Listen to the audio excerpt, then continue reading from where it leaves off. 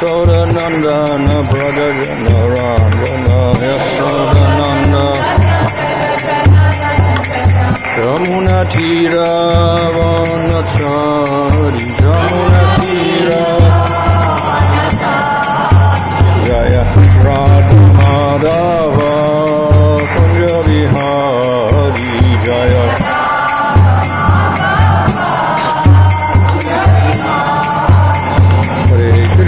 Hare Krishna Krishna Hare Hare Hare Rama Hare Rama Rama Rama Hare Hare Hare Krishna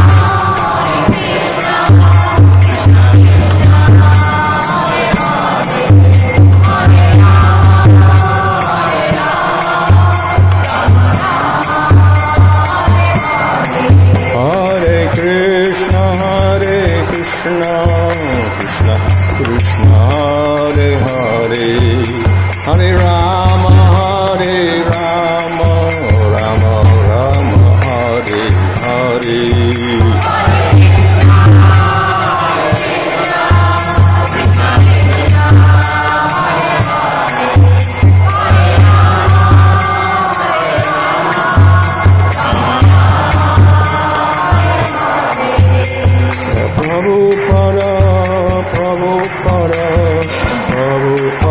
Prabhupada Jaya Prabhupada Jaya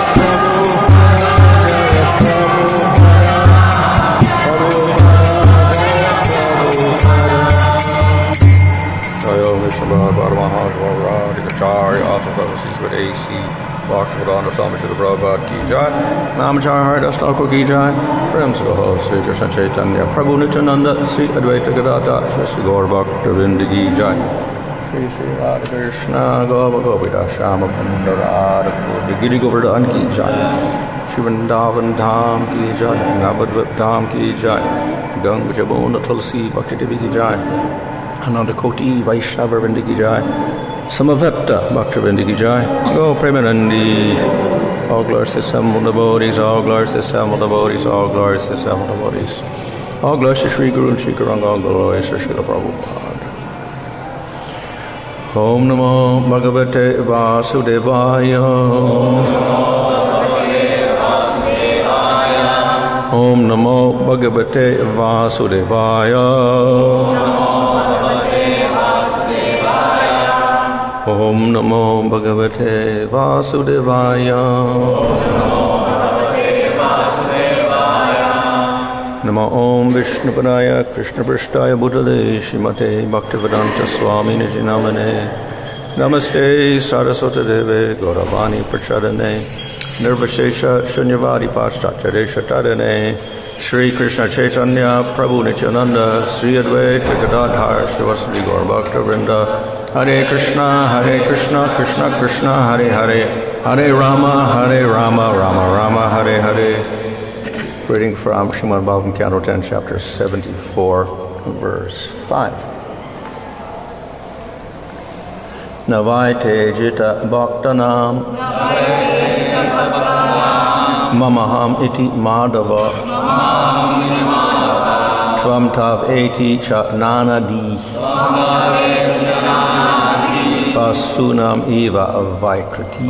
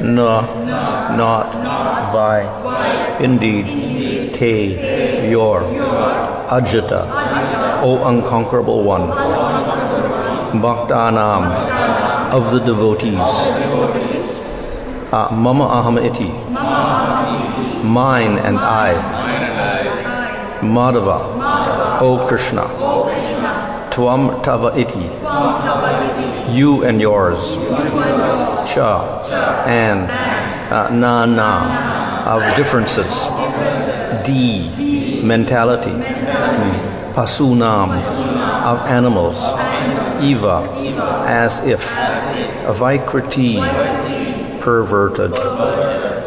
Translation, O unconquerable Madhava, even your devotees make no distinctions of I and mine, you and yours, for this is the perverted mentality of animals.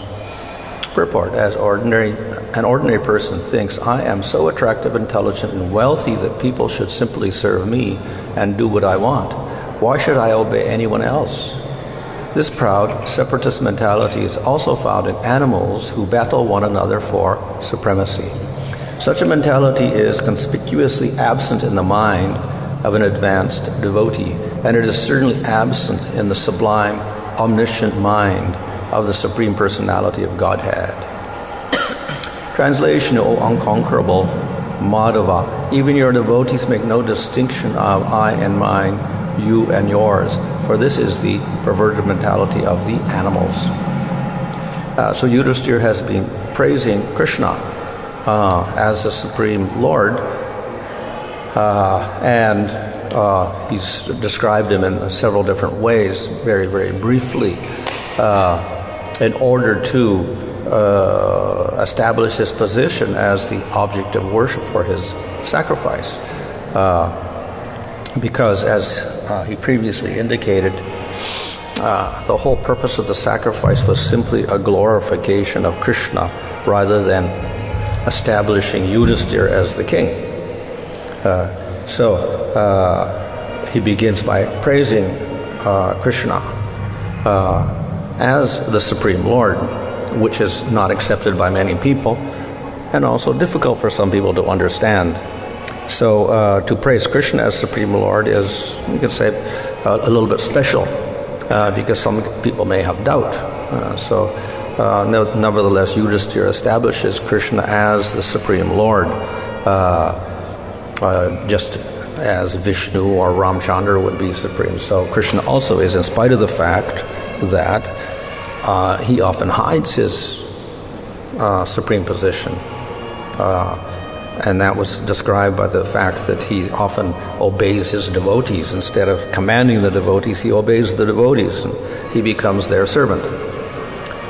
In either case, this should not detract from the position of Supreme Lord. Rather, it is one of his good qualities.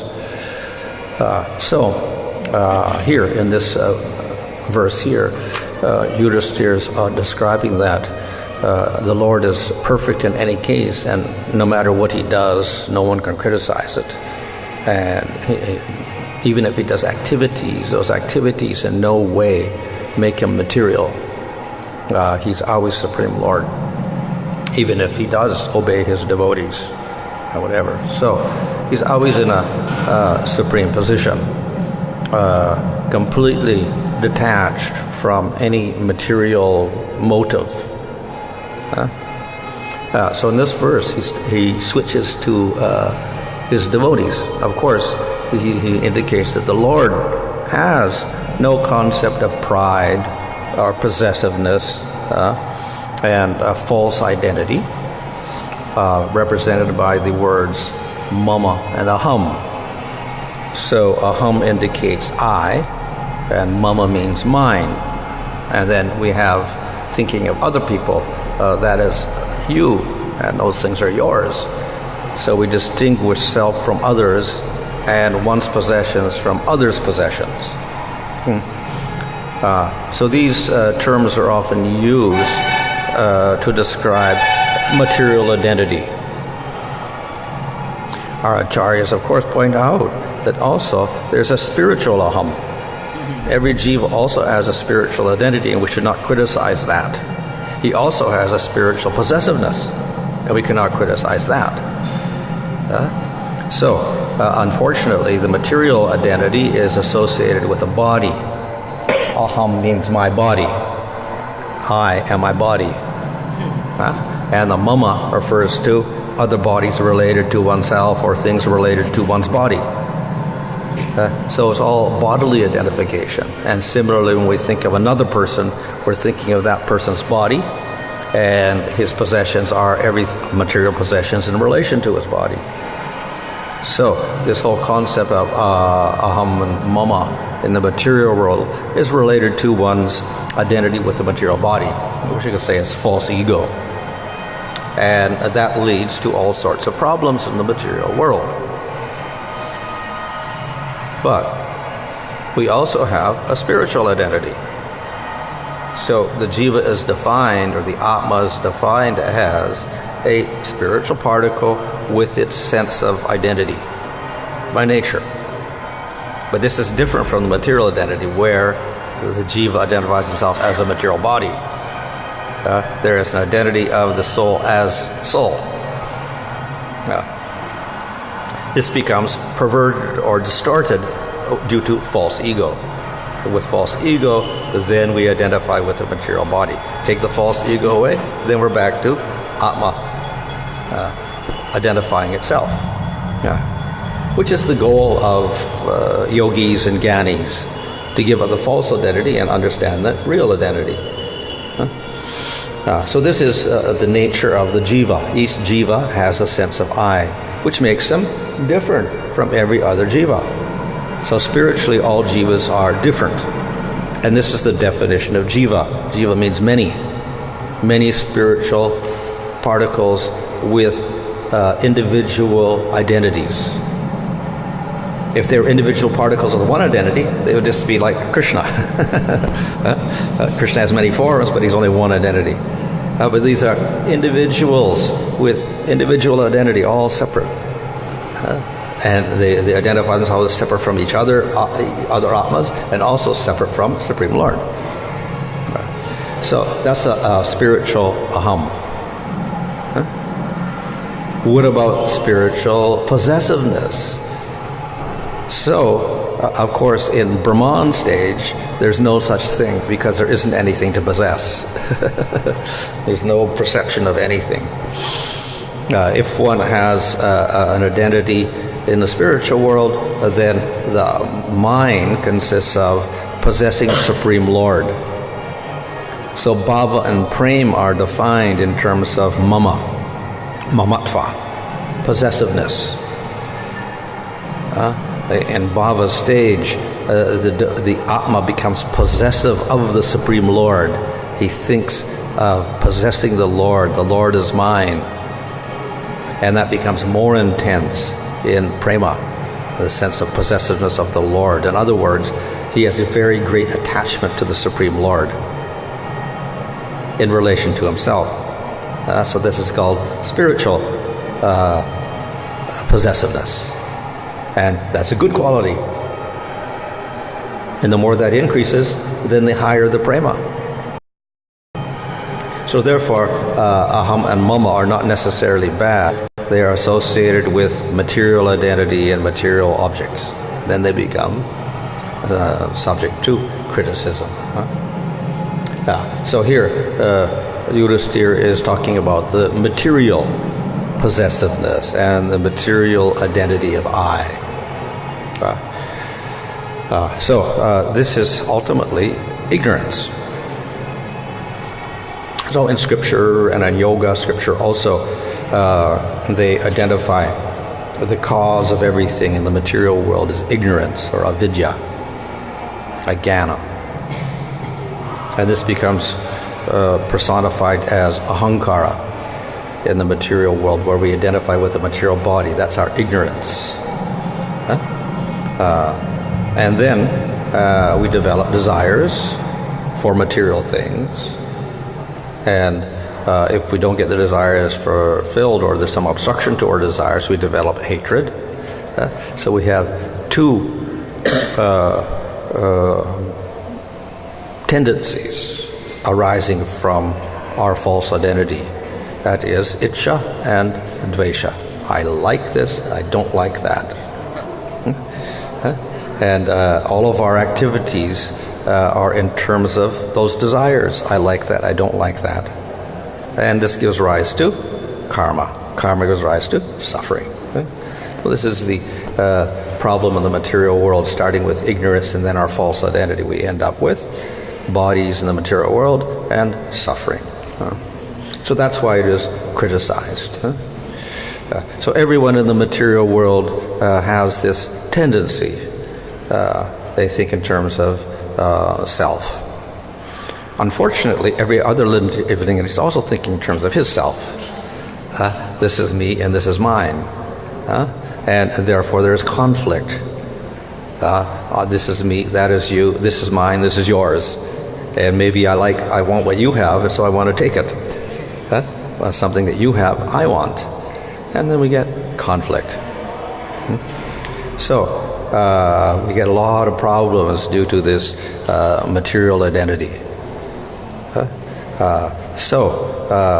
Yudhishthira is here pointing out that the Lord doesn't have such false identity with material body, and therefore he can be very peaceful.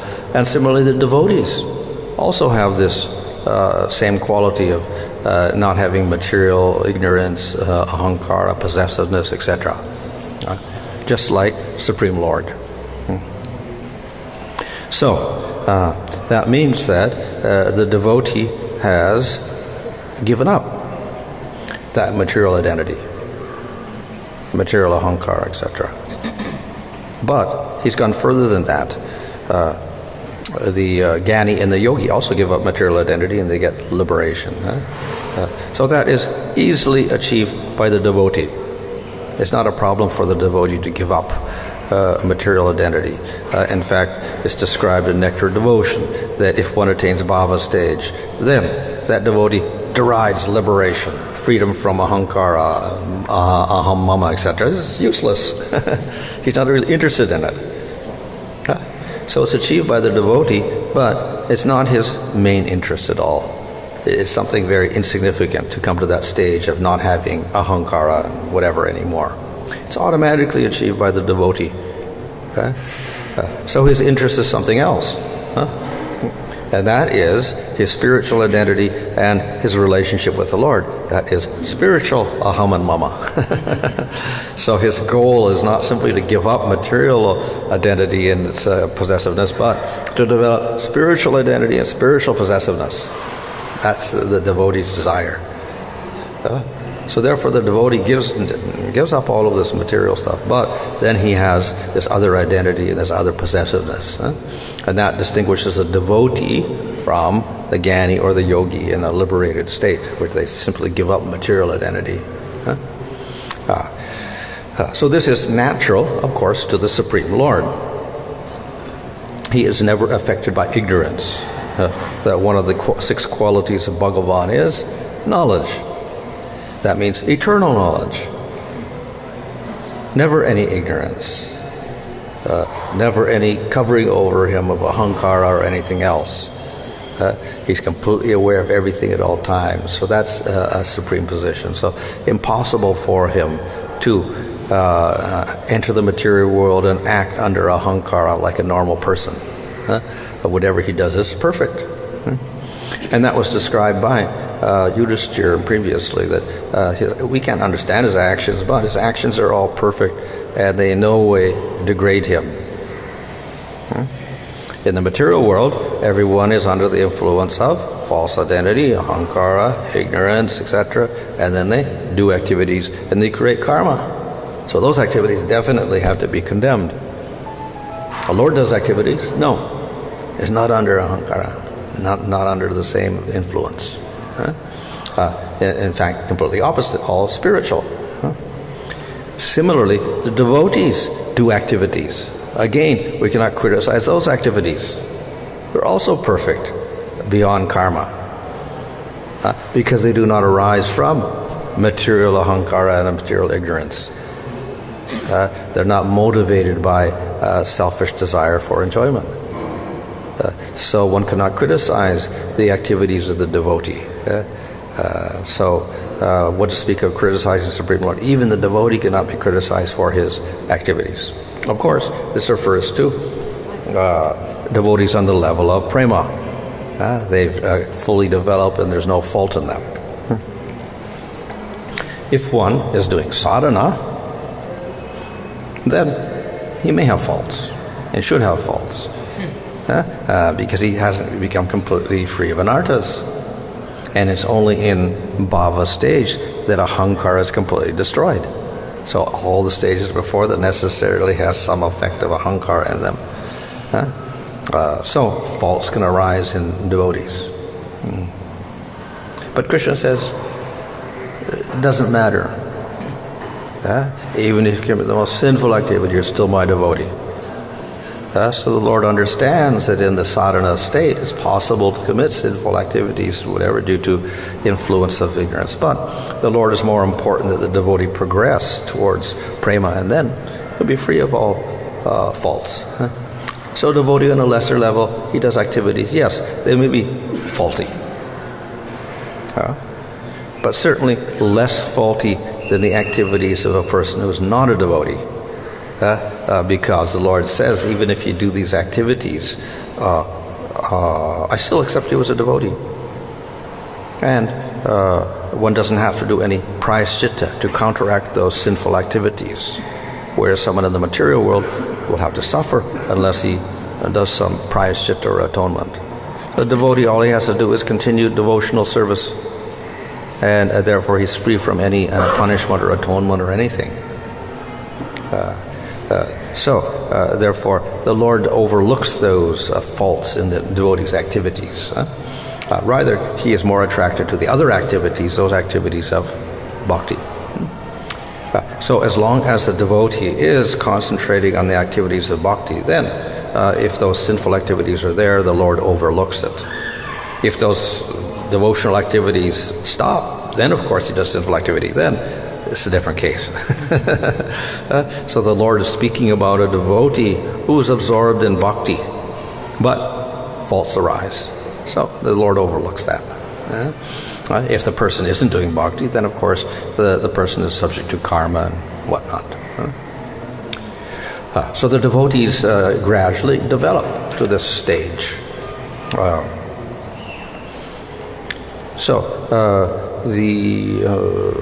It is described that people are like spatika, crystals. Because if you put a crystal which is clear in color near a red object, it looks red. If you put it near a blue object, it looks blue. So people are easily influenced by sangha. So if a person is near materialists, he is likely to become materialistic. If you put him near aparadis, he will become aparadi. You put him near a devotee, then he will become devotional. So, the devotee, of course, is also associating with Supreme Lord. So because of that, he will also develop qualities like the Supreme Lord. So, we associate with the Lord by serving Him, worshipping Him, chanting His name, hearing about Him, etc. So, one of the first qualities to develop in bhakti is subhada, which means the devotee develops spiritual qualities. And these are qualities similar to the Lord's qualities. So we see that the Supreme Lord has 64 qualities as Krishna, 60 as Vishnu, 55 as Shiva, and for others 50. That is, regular jivas can develop 50 of those qualities like Krishna, but of course in small quantity because he's only a jiva. But they can develop 50 qualities which are similar to Krishna's 50 qualities. Why? Because of Sangha. They associate favorably with Krishna in a very intimate way, and they start developing similar qualities.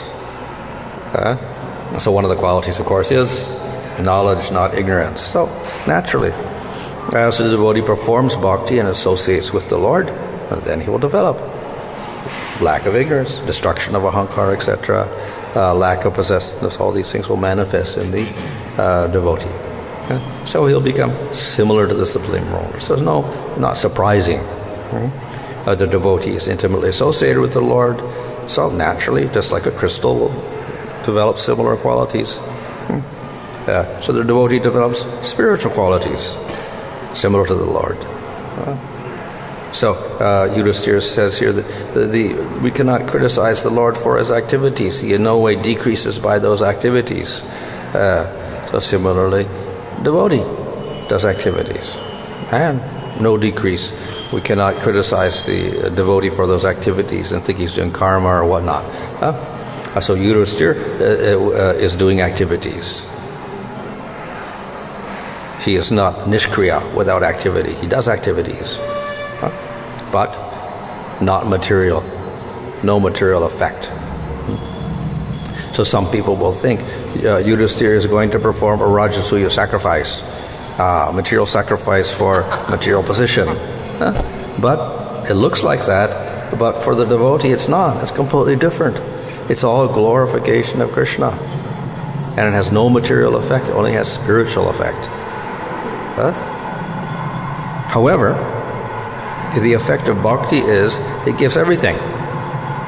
Everything spiritual, everything material. That's good. So, therefore, if Yudhisthira does some activity of service for Krishna, he gets spiritual effect, that is bliss. Krishna is pleased, he gets bliss. But the Lord also bestows everything, so that Yudhisthira becomes the most famous wealthy person in the material world.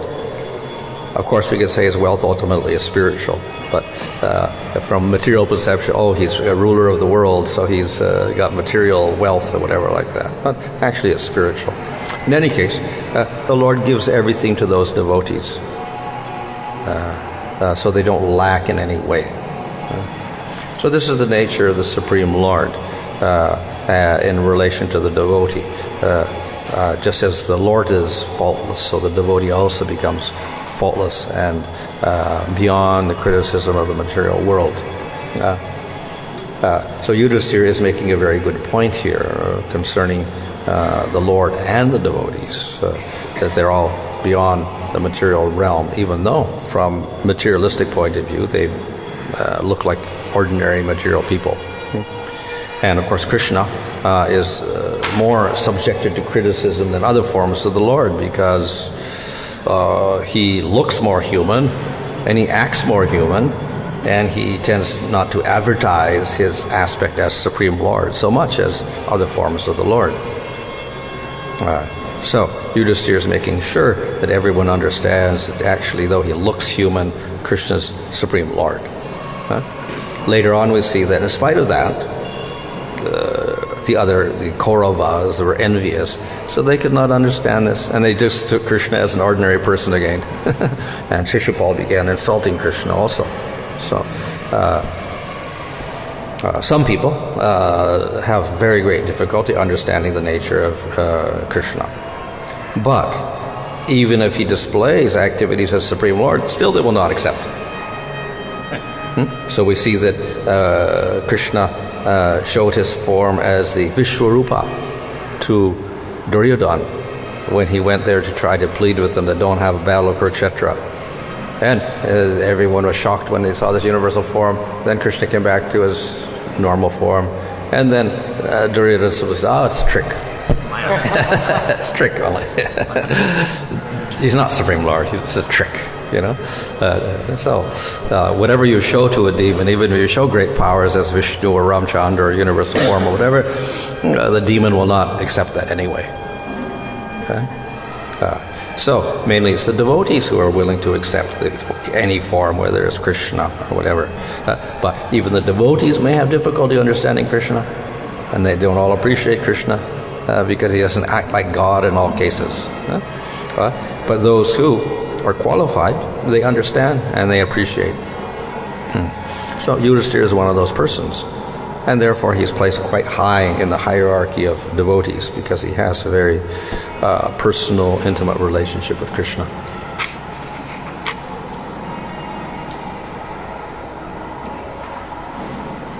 You mentioned the Shubhada and Klesha.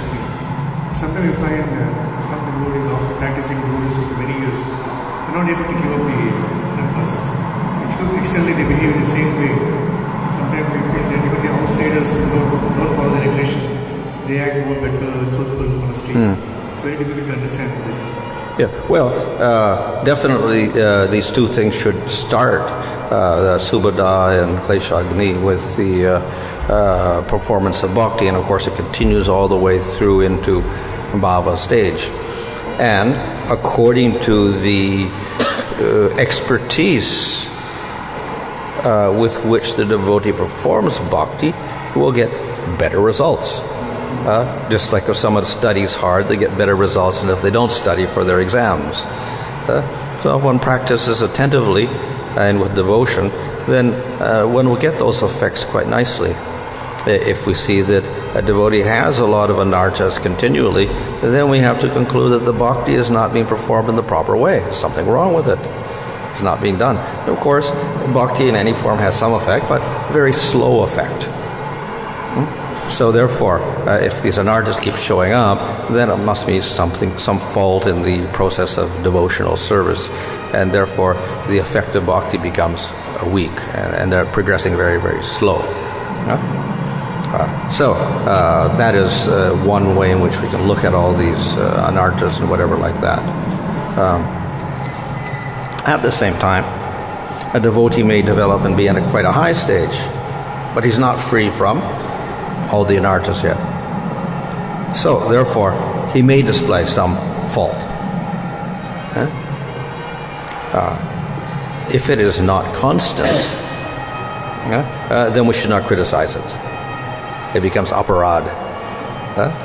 If it becomes constant, of course, then we have to understand there is a problem, and then he has to begin to introspect and correct himself. Otherwise, he'll end up with greater problems later on in his devotional service. But if the problems are, let's say, temporary, then we don't criticize, with the understanding that the process of bhakti will take care of them. They'll become purified, purified, and purified as time goes on.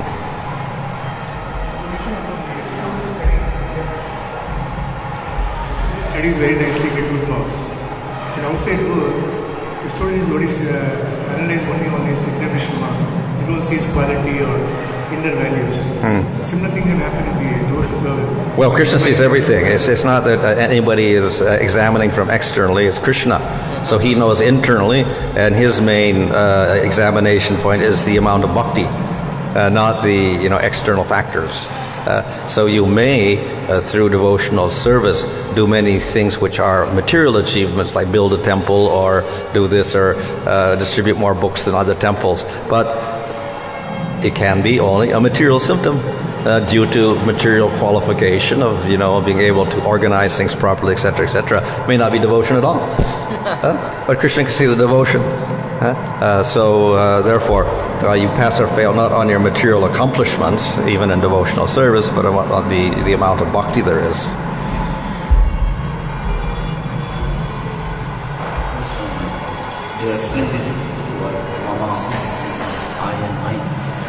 When you see even Krishna also, sometimes he also says that this word from the Srimad Bhagavatam, Anabhakta Upanishad. There also he seems like possessing mind. Yeah, definitely. Yeah. So he is also particularly seeing his devotees here, showing his possessiveness. Yeah. Just like the devotee becomes more and more possessive of the Lord according to the amount of prema. From bhava it is mamata, and in prema it is atisai mamata, very great possessiveness. And of course, we go higher and higher, we get to the gopis, it's very, very possessive, and if it's Radha, it's the most possessive. And then correspondingly, Krishna is more and more possessive also of those different types of devotees. But in general, he calls all the devotees as mine, tadiya, or whatever.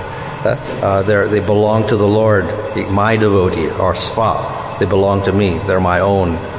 So that is expressed in the word Bhagavan, where van means vas, to live.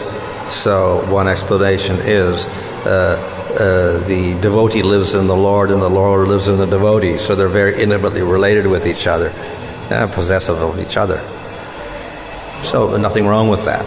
That's part of bhakti itself and part of the Supreme Lord. When you explain this Bhagavan, but if you use this, can be both also, like in both also possessiveness. Yeah? Possessiveness, both, like, both deity, both. Oh, Bhagavan, he possesses bhaga, auspicious qualities. Yeah.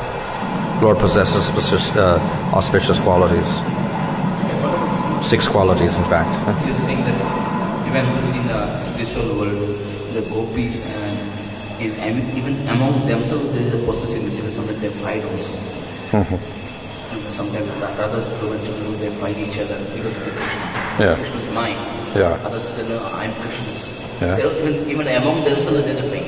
Yeah, yeah. How to understand this? But if same service like to do many devotees simultaneously, even among themselves, among the devotees also, there is a competition, because sometimes there is a conflict also. Yeah. So it may become a material competition because they may have material identities and material whatever ambitions or whatever. So it may not be on that pure level.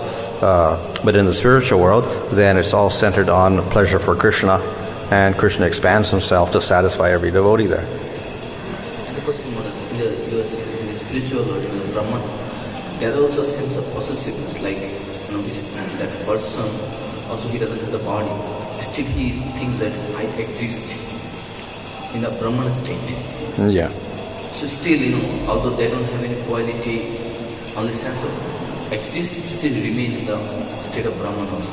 Yeah. Well, they simply exist. It's called consciousness. Chinmatra. That person can understand that I exist. Well, in one sense, but it's even that sense of I is minimized. It's just existing, according to the Mayavadis at least. And now we say that's impossible. We cannot have just a simple existence state. So we say that it's impossible not to have a sense of I and be conscious of something. So immediately we think I exist, then we start getting identity, and then it starts giving a concept of duality. So they avoid that sense. Existence only, chinmatra, consciousness only, consciousness with no I and no object of I. But then the argument against that is such a thing doesn't exist. That if we're conscious, we should be conscious of something, conscious of the self, conscious of other things. So that's what the Vaishnavas argue, that state of simple consciousness is not, it's imaginary. And the question was, in the material world, non-devotees suffer because of their previous karma. And sometimes when devotees commit offense, and they also get some kind of suffering for that. So these offense also commit karma then? It's almost like a karma. Oh yeah. Well, they can get 2 effects. One is karma. The other is the bhakti decreases. So 2 things happen. They can get both effects. So for that, they suffer. Yeah.